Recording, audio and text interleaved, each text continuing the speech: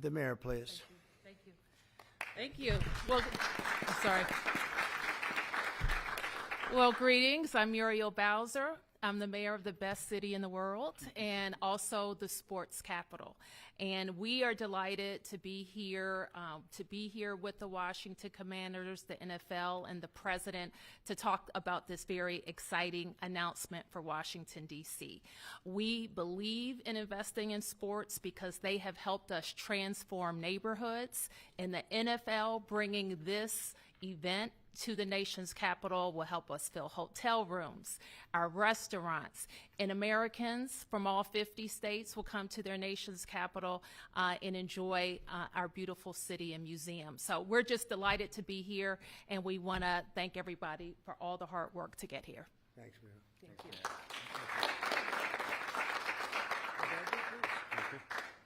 Well, Mr. President, thank you. We're honored to be here in the Oval Office, and to have you announce the 2027 NFL Draft is a special treat. So thank you for your support. Also, thank you for your support in the Commanders' new stadium.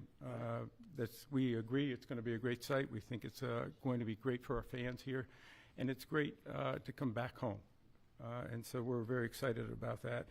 Josh is leading the way on our behalf, and the mayor, so we thank both of them for that. We also want to thank you because in the first term you helped us get a Canadian trade deal, which we want to make sure we note again and make Canada sure you know. does not like me too much. They gave a great American company a lot of money that you deserved, frankly. So. Thank you. The draft has really become one of the great entertainment and sports events. Just a week ago in Green Bay, we had over 600,000 people attend. The year before in Detroit, we had close to 800,000. As the president remarked, we believe we'll be well over 1 million when we come here to D.C. in 2027. So we not only believe it's a great site, we believe it's consistent with what the president said, which is investing in our communities, investing specifically here in the nation's capital, one that I grew up here in Washington, D.C., and is particularly important. We think we can have a tremendous impact on this community, and it will not just be an event, it will be something that will show the world how far the nation's capital has come and where it's going. So we're very excited about that. And we thank everybody here. We thank you for your support. We know it's going to be a great event. And Mr. President, we thank you again. Thank you very much. You're welcome. Good luck with it. Yes, thank you. Thank you. Mr. President, thank you very much. We wouldn't be here without you. Thank you for your leadership in terms of the stadium, and now, what a great day for Washington. I mean, to host the NFL Draft in 2027 on the Mall.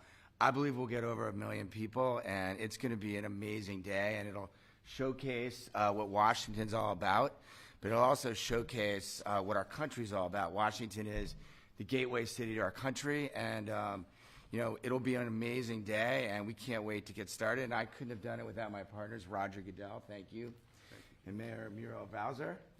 And we're ready to get to work, and I can't imagine RFK coming back. I grew up here.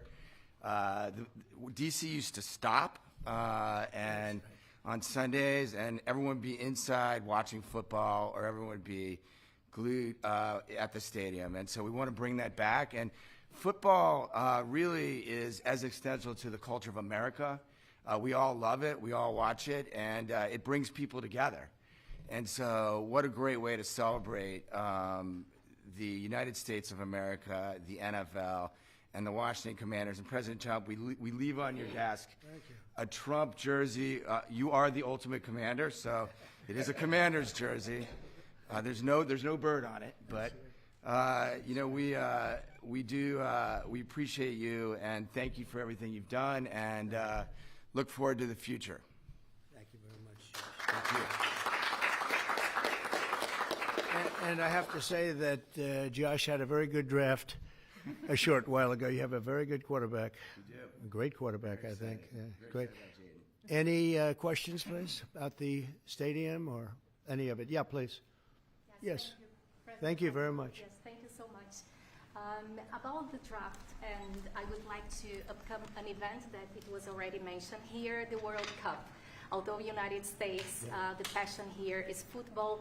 For the World Cup next year, how do you envision, Mr. President, this event here in the United States? It'd be fantastic. I worked very hard to get the World Cup. It was, in fact, I think I have the trophy right here, right behind you. Don't have a picture taken with Roger and that trophy, by the way. But no, they brought it in. Johnny, who's a good guy, but he brought that in. That's the actual trophy. It's interesting that you asked that. And it's made at Tiffany's, and they're leaving it here until just before the actual World Cup. Then it goes to the champion. But that's very exciting. We have the Olympics. So we have both of them. I worked very hard in getting both, and I said, you know, I'm not going to be able to be there as president. And then a strange thing happened, and it turned out I became president not for the term that I was supposed to be. I became president while we have the Olympics and the World Cup, and we have something that maybe surpasses everything, the 250th anniversary of our country. So that's going to be great. That's going to be a very big event, a year-long event. So thank you for the question. Very nice question. Yeah, please. Yes. So you've often said you want U.S. to be bigger, better, and stronger. Currently, Russia is the biggest country in the world by landmass, followed by Canada and then China. So when you say that you want to annex Canada, is it so that it would be the biggest country in the world? No, I never even thought of it that way, although I am a real estate developer at heart. I've never heard that question. Yeah, please, go ahead. Mr. President, will you have to hire more security and police in order to accommodate the 1 million people coming in for the NFL draft? I think that there'll be something, and I know Roger will work it out, and Josh and all of us will work it out. It's such an honor to have that. I think it'll be great for everybody, great for our country. It'll be something very special. There's no scene like it. There's no site like it. My whole life was based on sites, locations, and as soon as I looked at that rendering, it's going to be beautiful. It's going to really be beautiful. You know, interestingly, I didn't know exactly where it's sat relative to the Capitol, but the stadium, if you go back, is right behind the Capitol, miles behind, but nevertheless visually right behind it. So it's going to be an architect's dream, whoever the architect is chosen, and the owner. It's going to be something special. I think it's going to be great for the area. Going to be, it will be top of the line. I know these people very well, and they only know about top of the line. And I would say that more will be put into the stadium than would be put into a identical stadium of a similar size. I think they're going to do a special, because of the importance of the location. I have no doubt they'll do a special job. Yeah, please. Can you explain a little bit about how you would implement tariffs on the film industry, kind of how that would work? Well, that's a different story, but our film industry has been decimated by other countries taking them out, and also by incompetence, like in Los Angeles. The governor is a grossly incompetent man. He's just allowed it to be taken away from, you know, Hollywood. Hollywood doesn't do very much of that business. They have the nice sign and everything's good, but they don't do very much. A lot of it's been taken to other countries, and a big proportion. And I'm actually going to meet with some because, you know, there's some advantages, I guess, and I'm not looking to hurt the industry. I want to help the industry. But they're given financing by other countries. They're given a lot of things, and the industry was decimated. If you look at how little is done in this country now, you know, you think we were the ones. We used to do 100, not long ago, 100%. Now we do almost like very little. It's shocking. Are you in that business too? Because he's in so many businesses. You could explain it, but it's not a good situation. So we're going to meet with the industry. I want to make sure they're happy with it because we're all about jobs. That's all what it's very important. It's a big industry, but it's an industry now that's it's really left. It's abandoned the USA where it started, and we'll get it back. Yeah, please. Thanks, Mr. President. First, I just want to thank you for letting us in here. I'm with Zero Hedge, and the last administration banned us on social media, so we're really grateful to be in the White House. And this is not exactly sports related, but I've been dying to ask you this question for a long time, which is that 2.5 years ago, the Nord Stream pipeline blew up. Yeah. And despite what people like John Brennan and all the hawks said, you were one person who said Russia probably did not blow up its own pipeline. If you can believe it. They said Russia blew it up, yeah. And so I'm wondering, now that you're president, if you would consider launching a formal investigation into what happened there and who actually did blow it up. Well, probably if I asked certain people, I'd be able to tell you without having to waste a lot of money on an investigation.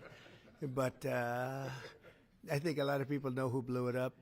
But I was the one that blew it up originally because I wouldn't let it be built. And then when Biden got in, he allowed it to be built. And it's very interesting. But I think Russia, with the price of oil right now, oil's gone down. I think we're in a good position to settle. They want to settle. Ukraine wants to settle. If I weren't president, nobody would be settling. They're losing 5,000 people a day. Think of it. Here we talk about football. They're losing 5,000 people on average a week, mostly Russian soldiers and Ukrainian soldiers, 5,000 a week, not including people that are, killed as missiles go into areas that they shouldn't be. It's a very terrible thing, and I think we've come a long way, and it could be something will happen, but hopefully it will. As you know, President Putin just announced a 3-day ceasefire, which doesn't sound like much, but it's a lot if you knew where we started from, because they were not. We had a president that for 3 years didn't speak to Putin, and it all shouldn't have happened. This is a war that should have never happened, and you're going to be very disappointed when you find out the real number of people that were killed. It's far greater, many times greater, I believe, but far greater than the numbers that you're putting out. It's a very, very deadly, horrible war. Okay? Yes, ma'am. Thank you, Mr. President. Some Catholics were not so happy about the image of you looking like the Pope. Oh, I see. You mean they can't take a joke? You don't mean the Catholics. You mean the fake news media. Not the Catholics loved it. I had nothing to do with it. Somebody made up a picture of me dressed like the Pope, and they put it out on the Internet. That's not me that did it. I have no idea where it came from. Maybe it was AI, but I know nothing about it. I just saw it last evening. Actually, my wife thought it was cute. She said, "Isn't that nice?" My question about Actually, I would not be able to be married, though. That would be a lot. I'd have to the best of my knowledge, popes aren't big on getting married, are they? Not that we know of. No. I think it's the fake news media that, they're fakers. My question, though, sir, was about the fact that it was put out on the White House account. Even though it was AI generated, it was a joke, it was a meme. Does it at all diminish the substance of the official White House account to have it go out on that particular Give me a channel? break. It was just somebody did it in fun. It's fine. Have to have a little fun, don't you? Yeah, please, go ahead. Tell me about a program that's just been introduced to give undocumented immigrants living in the United States About me? $1,000 to self-deport. Can you just tell us a little bit? Oh, the new program, The new yeah. program. We have millions of people that have come into this country illegally through an administration that didn't know what they were doing. They didn't have a clue. And now we find out officially they didn't because the president was incompetent, but I could have told you that before. And they've allowed millions and millions of people to pour in. Murderers, drug dealers, the biggest drug dealers in the world, actually. Terrorists come in, emptied prisons from many countries, not just South America, all over the world. They emptied their prisons into our beautiful USA. And to get that many people, 21 million people we think the real number is, but let's say 3 million of them are serious criminals. 11,888 murderers, many of whom murdered more than one person. It's hard to believe we have to even talk about this when we're talking about something so beautiful, but it's something we have to talk about having to do with the country because it's very important. So they came in by the millions illegally into our country. They just flowed in through an open border policy that was insane. And what we've done is we've offered, you know the numbers, but because we're taking them out by the thousands, we're being obstructed. It's very unfair what's happening because the court system it's very unfair. We have to get them out fast. These are bad people. These are people that are killing, and they've already killed many people in this country. Illegal immigrants that came in illegally through an open border policy, which is insane. We talk about common sense. That's not common sense. And they came in from the Congo, all over Africa, all over Asia, all over South America, parts of Europe. They flowed in and just walked right into our country. We had no idea who they were. 21 million at least. That's probably a low number. You hear lower numbers than that. It's not. That's a low number. But many are really serious criminals and terrorists and people from jails. They emptied out jails. Venezuela, their crime is down 72%. because they took all the criminals off the streets and the gangs, and they dumped them into our country. So we're getting them out. It's a very difficult thing with the courts, because the courts have all of a sudden, out of nowhere, they said, maybe you have to have trials. We're going to have 5 million trials. Doesn't work. You wouldn't have a country left. But hopefully the Supreme Court will save it. But what they've done is a very, very serious thing. You know, past presidents took out hundreds of thousands of people when needed. You look at Eisenhower, you look at many of them, and they took people out and they didn't go through any of this. But what we thought we'd do is a self-deport, where we're going to pay each one a certain amount of money, and we're going to get them a beautiful flight back to where they came from, and they have a period of time. And if they make it, we're going to work with them so that maybe someday, with a little work, they can come back in if they're good people, if they're the kind of people that we want in our company, industrious people that could love our country. And if they're not, they won't. But it will give them a path to becoming, to coming back into the country.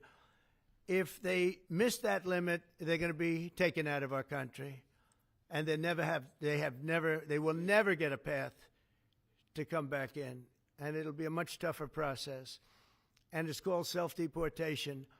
And by doing that, you're talking about so many millions of people.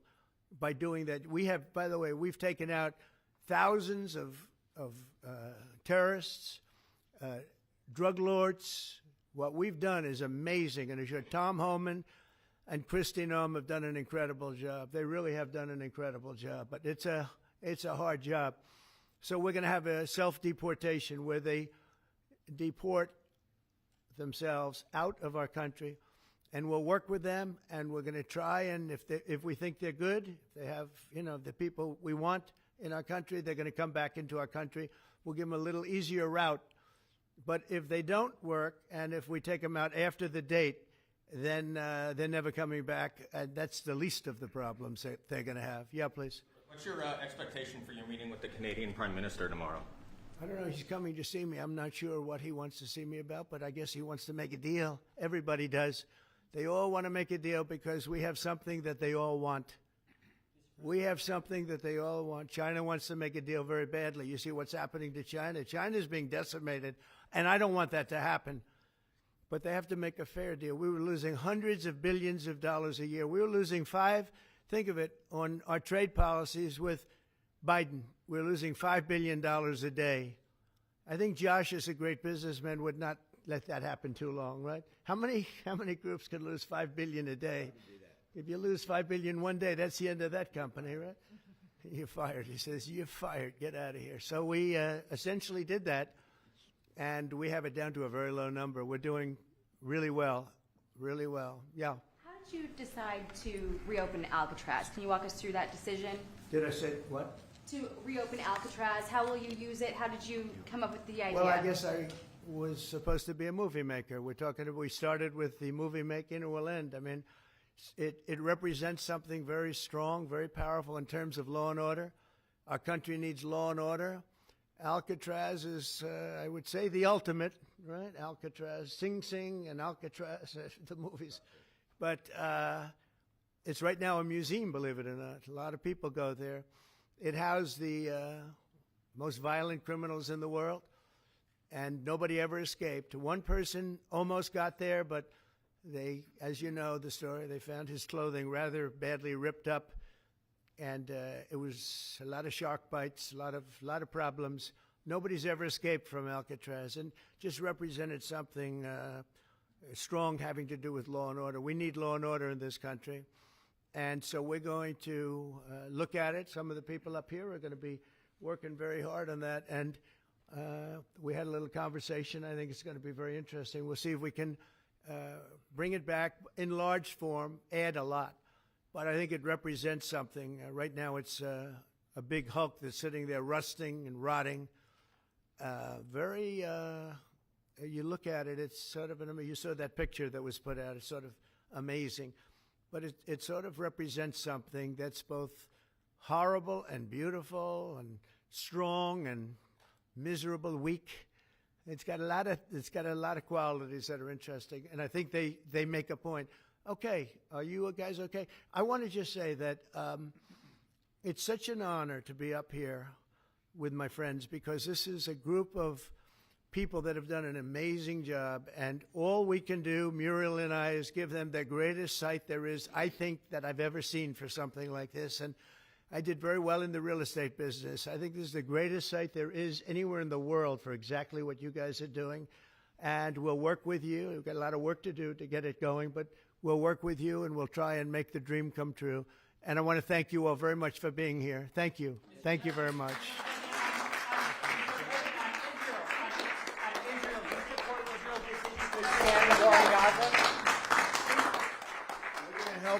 We're going to help the people of Gaza get some food. People are starving, and we're going to help them get some food.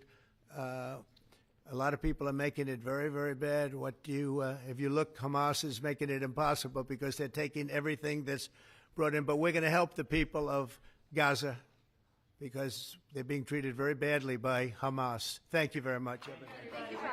Thank you, everyone.